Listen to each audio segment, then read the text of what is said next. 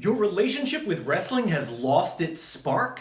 You don't feel those same old feelings anymore as you head to the ring? Well, let me save your relationship. It's time to gamify your wrestling.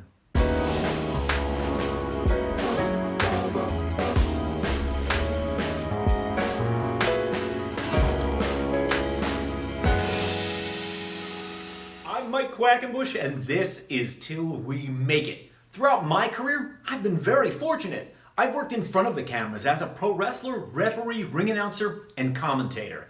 And I've worked behind the scenes too, as a promoter, booker, agent, coach, and consultant. And today's video is aimed at my fellow veterans of the game. If it's starting to feel like just a job every time you walk to the ring, maybe we need to infuse some exciting new elements into the way you are performing. And to do that, we're going to gamify your pro wrestling a bit.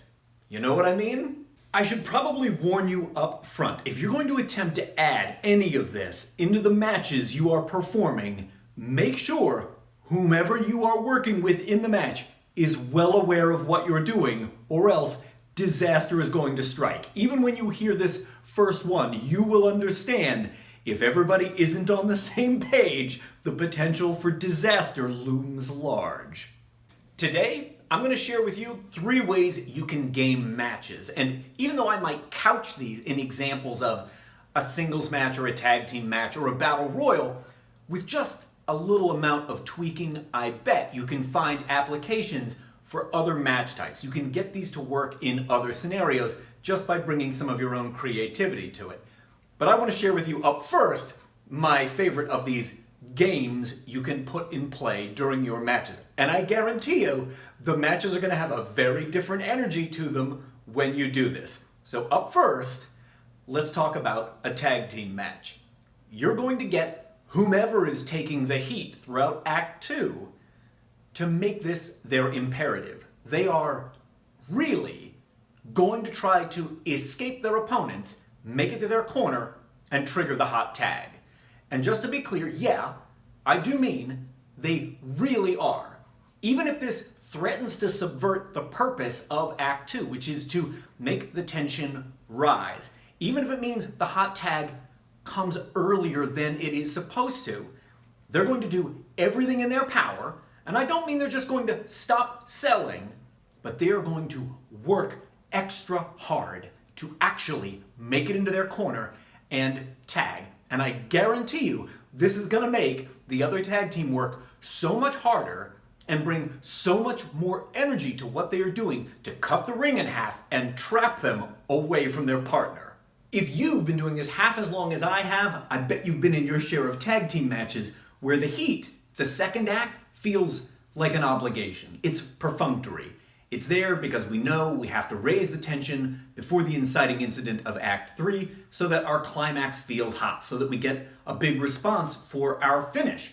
It does serve a purpose in the structure. However, there is a tendency to over-design the open and the close, the start and the finish, and neglect that meaty middle. Sometimes we walk out there with very little idea of what's going to make up Act 2, and yet that is the emotional heart of the match. It has to have the right energy to it. When you add this gamifying element, where the person taking the heat is really trying to scramble into their corner to make the tag, it's going to introduce a certain vitality and energy that no other heat in no other match you've ever been in has ever had. When the audience sees one of the wrestlers really trying to scramble into their corner at every opportunity to tag out, not only does this increase the desperation in the storytelling, it adds an element of urgency to its performance. And sometimes that's the exact thing our heats are lacking as we are waiting for the spots to play out so that it is finally time for the hot tag. When there is the potential that tag could be coming at any moment, it entirely changes the way in which we perform Act 2. And that heat, you better believe, will burn hotter. I already know this one is coming down in the comments section, so let me head it off at the pass. Let's say you're supposed to be out there for an 18-minute tag match, but at the 9-minute mark, one of the partners makes the hot tag. What do? What you do is You cut off their partner, put the heat on them, and tell them what the game is too. Heat up both of them if need be, run multiple heats, still fill your time, and bring it home when you're supposed to. Just improvise. Hey, if you're never done learning about pro wrestling and this is the exact kind of information that you crave, go ahead and join the Till We Make It tribe. Subscribe down below, and while you're at it, leave me a like-a-palooza. I would appreciate it.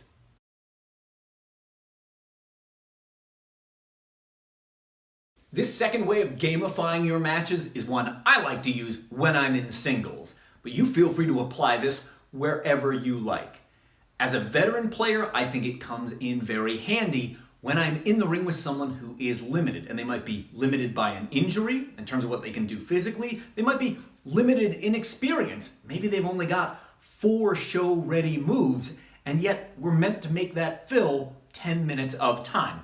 When that's the case, my goal is to get a certain number of covers or pin attempts in, and I choose the number beforehand. I decide in advance, I'm going to try and pin this person 27 times. And that might mean that 22 of them fall during the heat, which means I am constantly trying to put their shoulders down, hold them down, and pin them. I'm hooking a leg, I'm rolling them up any which way I can put them on their shoulders and try to win.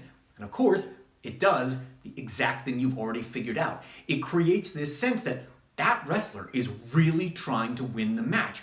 Nothing is left to waste. After every move, at every opportunity, they are trying to put their opponent's shoulders on the mat for 3.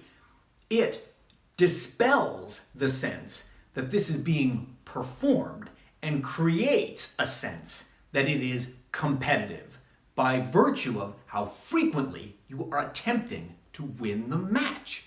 Seasoned pros out there, you already know why this one is a great weapon to have in your utility belt. When you're sent to the ring with a rookie who has a very limited move set, maybe they've only got enough material to fill their shine and their comeback, you need to help them get over through other means. And having them repeatedly kick out of your 27 covers and pin attempts conveys to the audience how hard they are trying. And this invokes a long-standing tenet of pro wrestling. The audience doesn't care about the wrestler who always wins. They care about the wrestler who always tries. And just by kicking out of all those pin attempts, it demonstrates they are trying.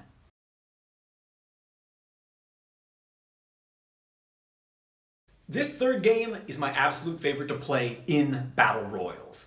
If you've been doing this longer than a cup of coffee, you know. Battle royals or royal rumbles, they are very entertaining to watch as fans, but as performers, after you've done 1 or 2, the novelty is gone, and they can be quite dull. You're forearming and chopping and punching and maybe kicking, and then you put your back in the corner, hope somebody feeds to you, and you wait there until it's your turn to go out. But you can gamify these, provided everybody that you're going to be in the ring with agrees. As long as everybody's on the same page, play. If not, you can't run this game. That isn't professional. But I do love to be the person whose game it is to legitimately throw people over the top rope if possible and eliminate them. Come in and treat it like it's real. And this will introduce a whole new mood the second that participant gets in the ring and starts doing everything in their power to chuck people over the top rope. You will start to see wrestlers clinging onto the ropes for dear life. They will fight tooth and nail to get away from the person who is chucking people over the top rope. You will have a battle royal that is far more exciting than your standard issue battle royal if you just gamify it that little bit. A quick story, which will be light on details to protect the innocent. But once, several years ago, I was playing this game in a battle royal, and I legitimately threw out the guy who was booked to win. And he landed on the floor on 1 foot and had to hop all the way around to get back in time to slide in, come up from behind, and throw the penultimate wrestler over the top rope in order to win. And while I appreciate that could have gone worse, it made the finish to that battle royal so much better. And it was also a lot of fun. Provided you get everyone's consent in advance before you head to the ring, gamifying your matches in this way can be a lot of fun. It will certainly shake you out of your doldrums. It introduces something both predictable and a little unpredictable into the mix. And that verve of spontaneity is unmistakable to the viewing audience. They will be magnetized to your match in a way the paint-by-numbers matches will never enjoy. If you gamify your matches, tell me about it down below in the comments. I would love to know. And if you're interested in more on this exact topic, I have been working on a project, and I'd love to know that there are others out there as intrigued by this as I am. Sound off down below.